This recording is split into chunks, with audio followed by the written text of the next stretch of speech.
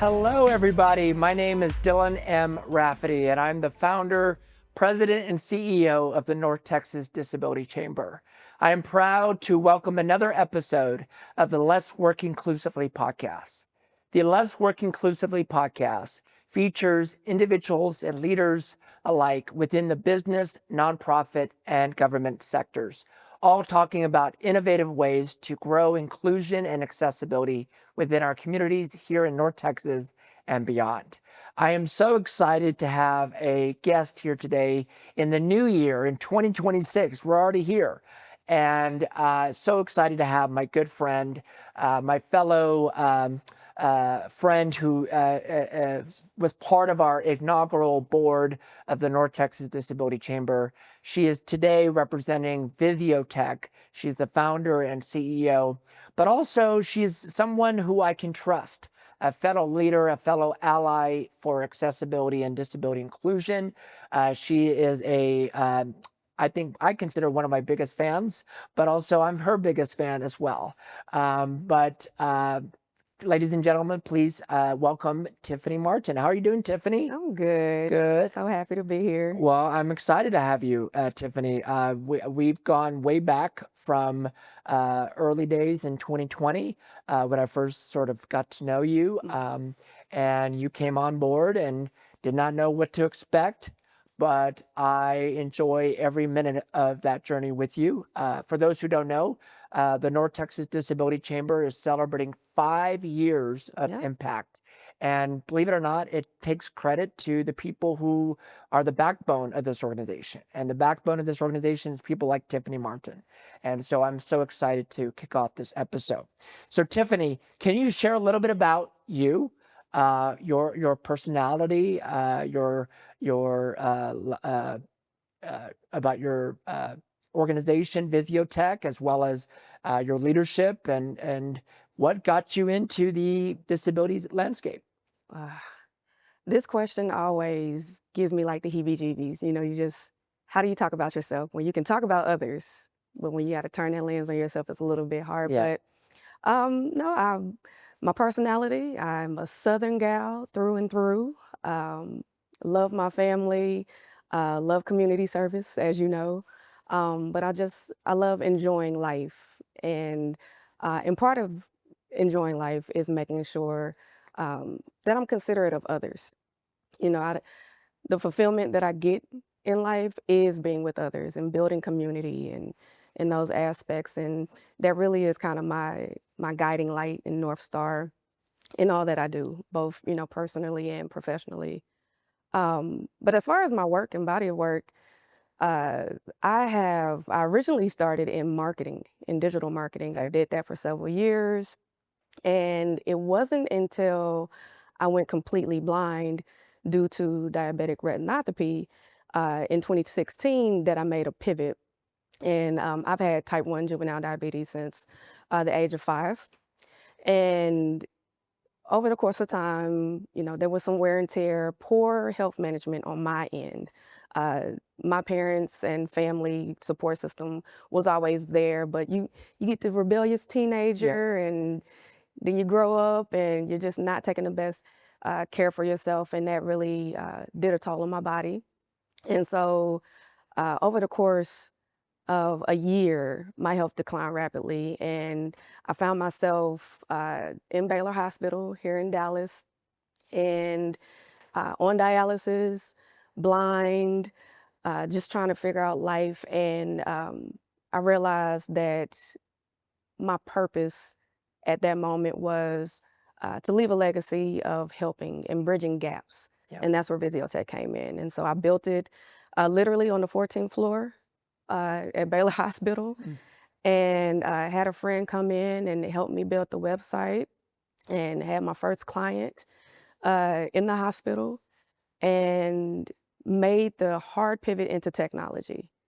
And over the course of, the last 6 to 7 years, my health, got better, Yeah. got a kidney twice, pancreas transplant.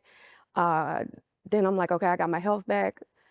I need to go to work. And so I just focused on getting certified in various technical fields and going back to school and building the company and just really dedicated my life to technology and bridging a gap through that use and that um, industry. Yeah. And here we are today. Well, it's been a whirlwind of journey, and everybody has a lived experience that opens another door of opportunity. And I want to kind of pivot into the conversation of what does working inclusively mean to you, and does that often entail having a support system?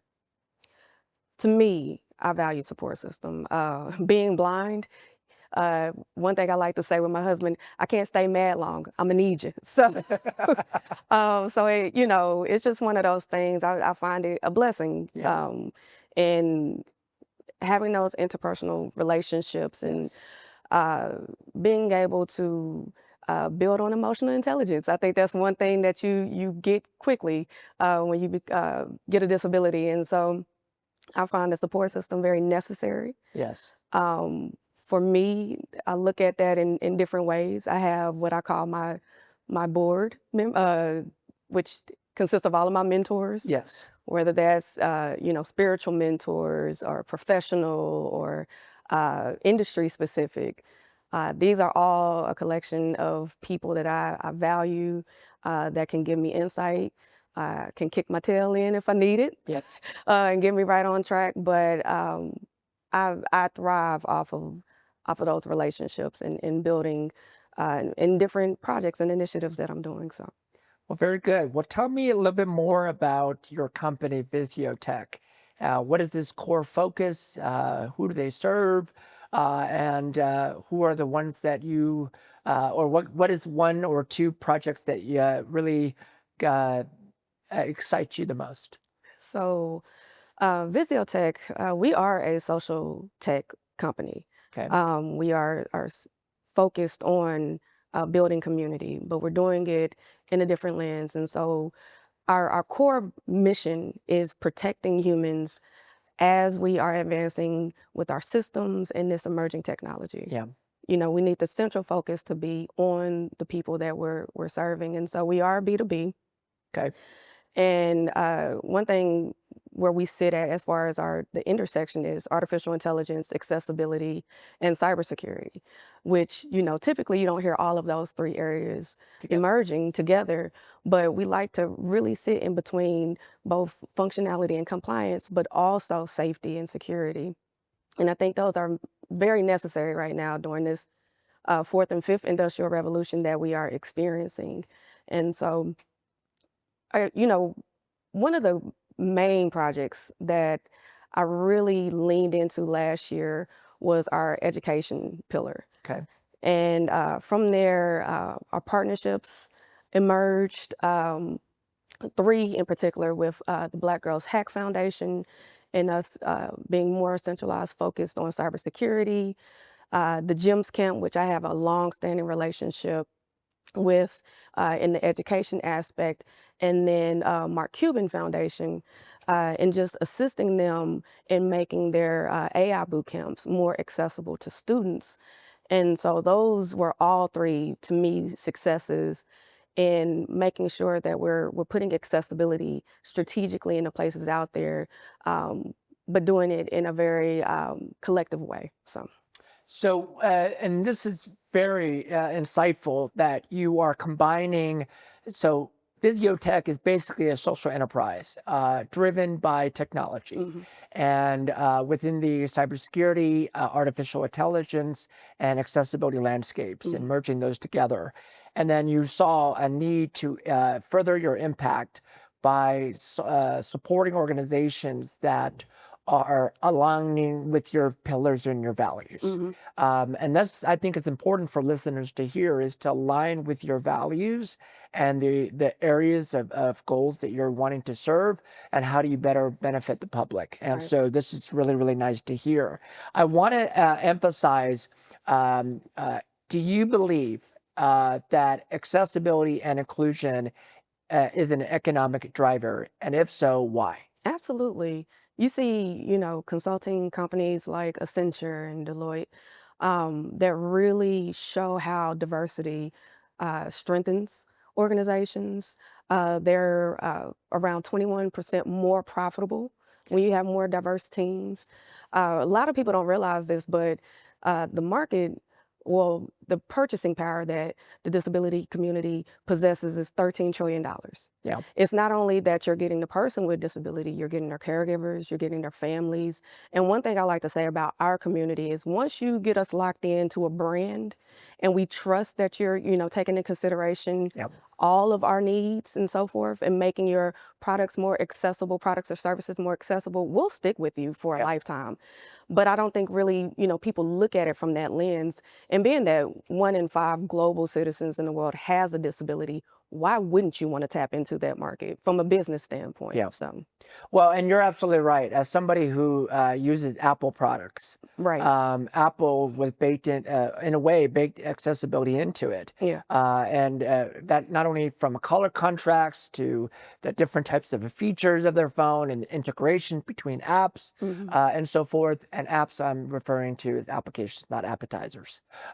So I knew I was going to say some joke in there. But anyway, so I wanted to go into commercial break. Tiffany, hold on one second.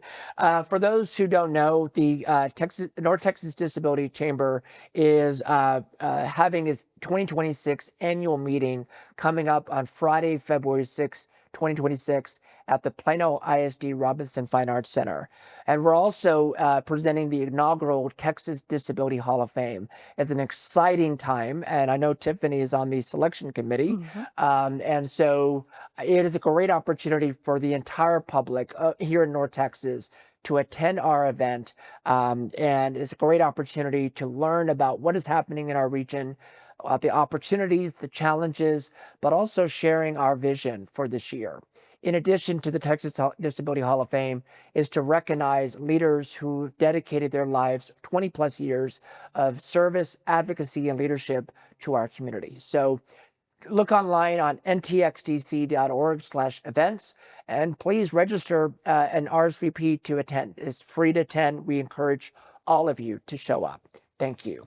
So back to the episode here with you, Tiffany. Our next sort of topic is connecting inclusion into business. I want to ask, you mentioned earlier about accessible technology being a benefit to all of us. Hmm. Can you elaborate more on what that might entail in the lens of artificial intelligence, accessibility, and cybersecurity? Yeah. So most people don't realize that artificial intelligence is an assistive technology. Yeah. It is not meant to replace humans.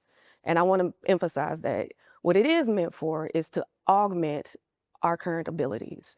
So if you, and I like to say this from a business standpoint, if you do mediocre work, artificial intelligence will just optimize, will not optimize, it'll just magnify your mediocre work. Yep. So you have to be, a domain expert, and then you're bringing in a tool to optimize that, capability. Now, when I say assistive technology and we're bringing in accessibility, I like to lean into the curb cut effect. Yeah. We all know what that is. If you're walking on a sidewalk, there's a divot there.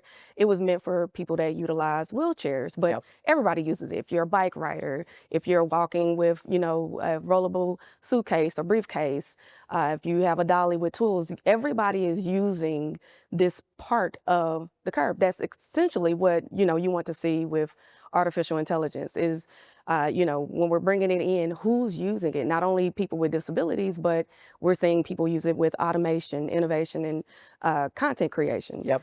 And so that's what it should look like in the landscape of all businesses. I like to say now, everybody's a tech company. Yeah. You're just, specific in one area. So that's, one of the trends we'll start to see moving forward. People are trying to decrease cognitive loads. Yeah. And so you'll see AI come in and taking notes, Yep. summarizing those notes, sending emails, expediting and automating some processes to create more room for creativity. And that's what it should look like. Yeah, and as somebody running an organization, I do use different type of AI platforms like ChatGPT and others um, as a tool, not a solution. If Right. that makes sense. And so it is a tool to aid and support. It's not there to necessarily be an end all be all Sure. kind of thing. And so that is something to really important of that. But having access to such tools could streamline business operations and other things. I wanted to go into the challenge of inclusive technologies as relates to adoption. Mhm. So, can you speak to the knowledge of what are the challenges of adopting inclusive technologies? So, with companies, most think of business costs associated to Yeah, it. What we're finding with AI, though, is the barrier of entry and acquisition is lowered. It's relatively easy to get your hands on AI. Now, the integration part is a little bit challenging. People really don't know, how to use it. There are fears associated to it. And so that curve that we're seeing with adoption rate, we're seeing more leadership bring it in, but those that will be using it within application, a little bit are apprehensive to it. yeah, Now, when you add on employees and professionals with disabilities, and we are great at adopting new yeah, technologies. When you're throwing in the possibility of, leadership bringing it in to cut costs, yeah, and the main thing they're going to look at is jobs, yeah, there's some tension there of I would love to adopt the technology. However, if I don't get it in a quick enough time or upskill in a quick enough time, I'm going to be replaced by an automated system or a robot. yeah, So that's something that we have to work through. We saw massive job loss last year, but we really haven't yet seen the output and outcomes and results as far as profits in what AI is doing.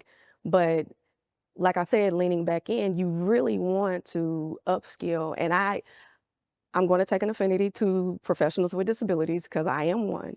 But I think we are the perfect um, group to not only adopt, but teach others how to utilize that technology. We have an intrinsic ingenuity about us and a resiliency.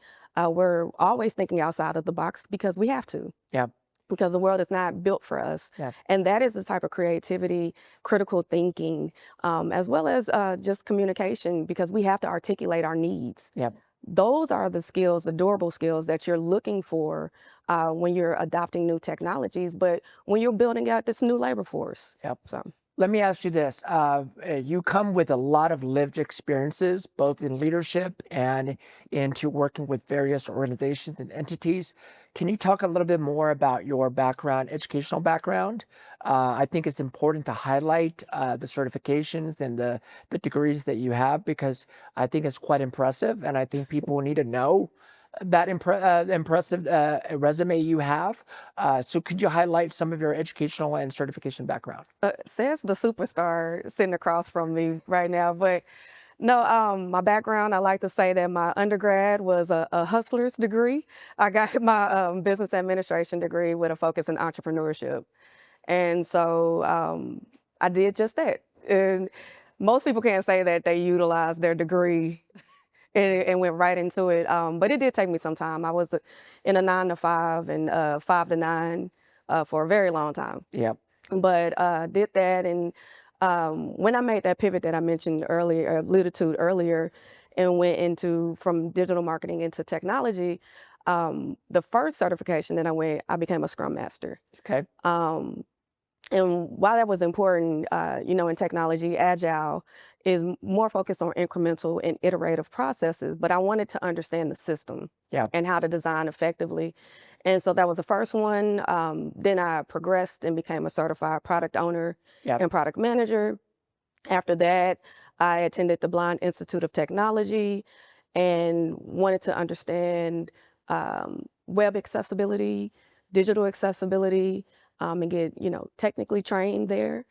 And I have this insatiable appetite to learn. Yeah. And it was through the encouragement of my mentors that that board I was telling you about that I, pursued school. And so I just got my MBA with a concentration in cybersecurity at Baylor last year. And so all of that is just kind of building in, and I'm taking that and putting it right into the business. And so, yeah. There you go. So like I said, ladies and gentlemen, this is an impressive guest that we have with incredible knowledge and insight, but most importantly, a great human, with a kind heart. And when I saw an opportunity for her to serve on our board, she basically said, sure, why not? But I also said that if there's an opportunity that presents itself, it's up to you to take it. And you took it. And you're now leading with example, and you're applying those leadership opportunities and those engagements into your own practice. And so thank you for your leadership, your thought leadership, your inclusiveness, as well as your kindness. I think people need to hear that. Now, going into the leadership discussion, can you talk about some of the challenges that you faced? Oh, there's plenty. um, being a Black woman with a disability, you face a lot of barriers that have, you know, pre-existed you. So coming in, I'm typically going to be the only one. The case of the onlys, whether that is, African American, whether that's a woman, or whether that's a person with a disability. And so it's somewhat of an anomaly in coming in.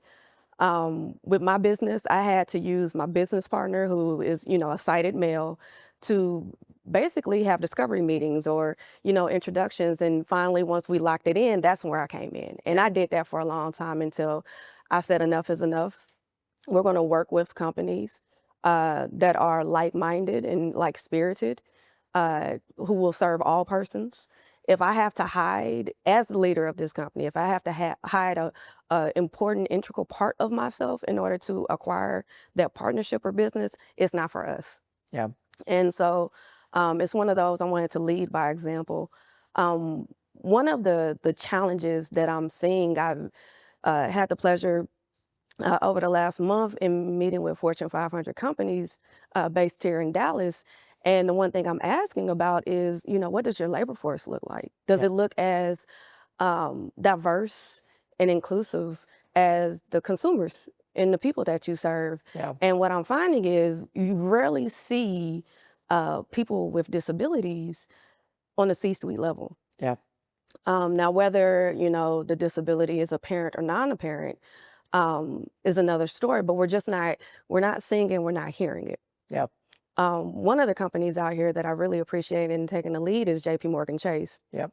And just really leaning into the neurodivergent community and bringing them in, because it is a talent there in order to really hone in on your way of thinking, which is outside of the box, like I mentioned earlier. And so they do an exceptional job there, but we're not seeing it enough across the board.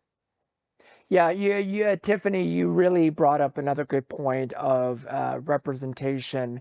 As a person with disabilities running a nonprofit, a regional nonprofit here in North Texas, in a lot of ways, it's unheard of here in the nonprofit world.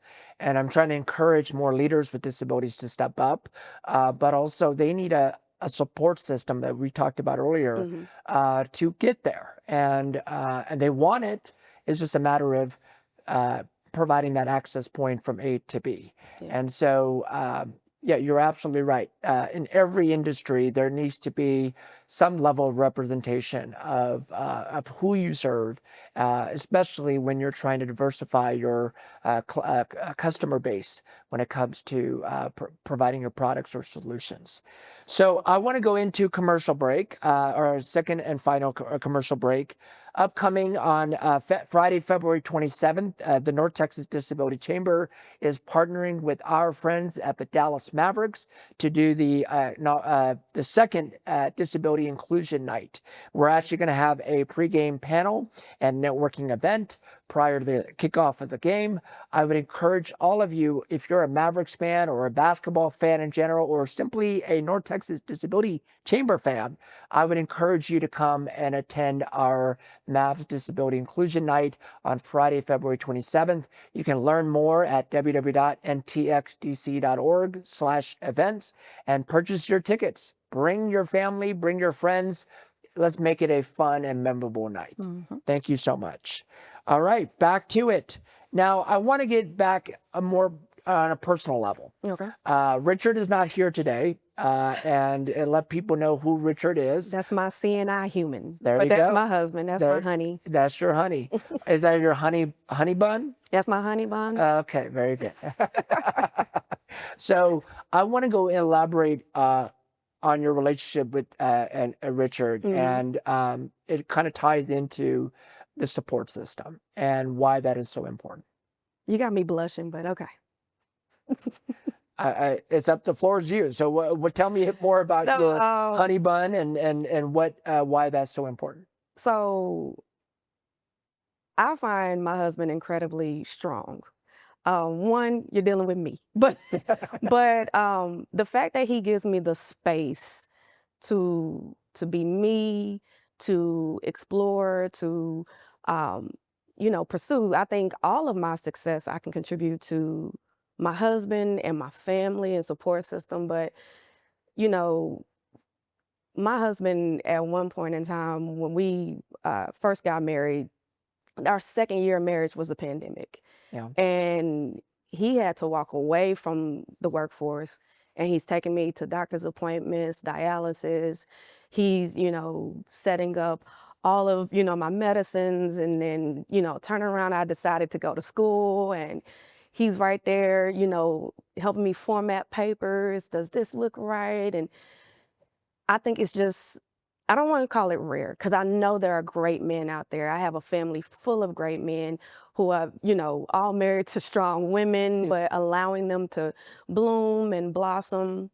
And I think with him as a partner, but also, my leader, I'm looking to him like, hey, is this right? Can I do this? And there are some times where, I might have some insecurities. What will they think? And, would I be a good, leader? Can I speak? How did that podcast go? And he's really there as like a sounding board, a comforter, and all of those things. And I just like showing, our love on display, because it's how it should be. Yep.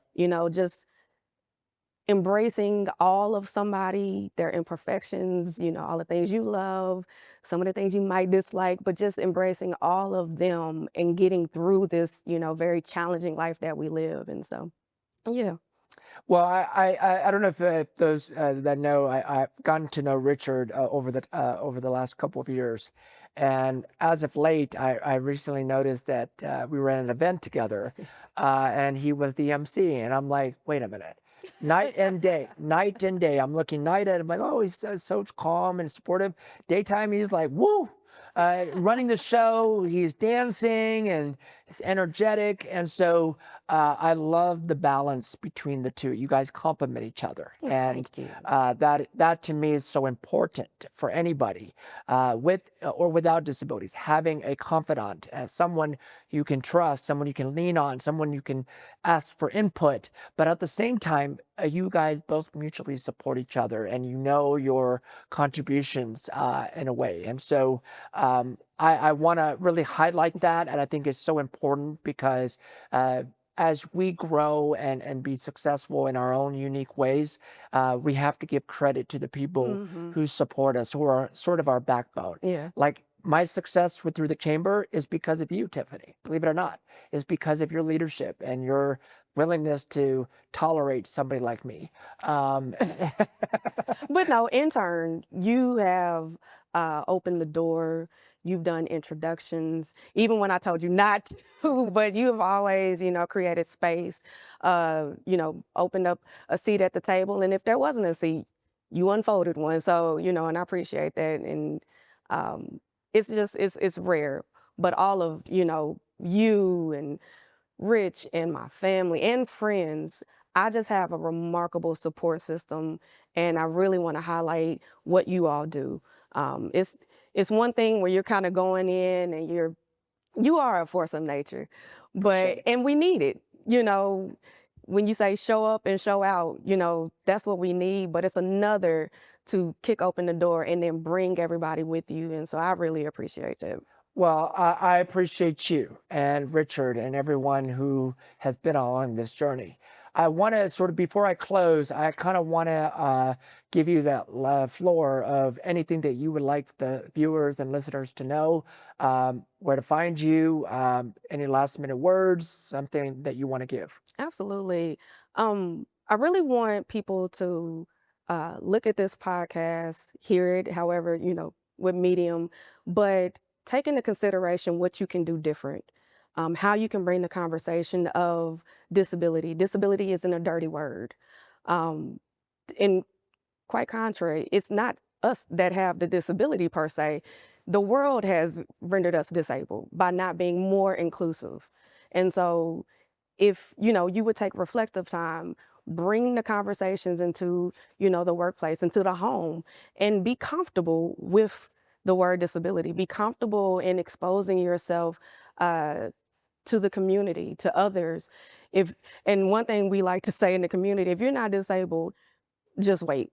Mhm. Whether that's with age or circumstances, broken leg or something, you'll experience it or be 1 degree away from it. So we need to have more conversations to be more comfortable, but actually move from speaking about it and turning it into action. And so that's one thing I would love for people to take away from this conversation. But I love to connect. I live on LinkedIn. You can find me there at Tiffani J. Martin. I put on there blind, so you can't miss me. Mm. And I like to say you'll see me before I see you. So, reach out and connect. You can also visit us on the web at visiotech.co. That's VISIOTECH.co. And yeah, connect with me. I love to chat. Well, thank you, Tiffani. Tiffani, here's the handshake. Thank you so much for Thank your you. support. But at the same time, everybody, thank you so much for tuning in with our 6th episode completed. This is our first episode in 2026, and we are celebrating 5 years of impact. It has been a tremendous honor to be able to host this here at the Jeff Crilly studios here at Real News Publications and here in Addison. But I just wanted to give everybody a heads up. We have more episodes to come this year. Stay tuned. Thank you for joining in. Share it. Share with everybody what you've seen, what you've heard, and most importantly, encourage you to follow our good friend Tiffani Martin. Thank you, everybody. Have a great day.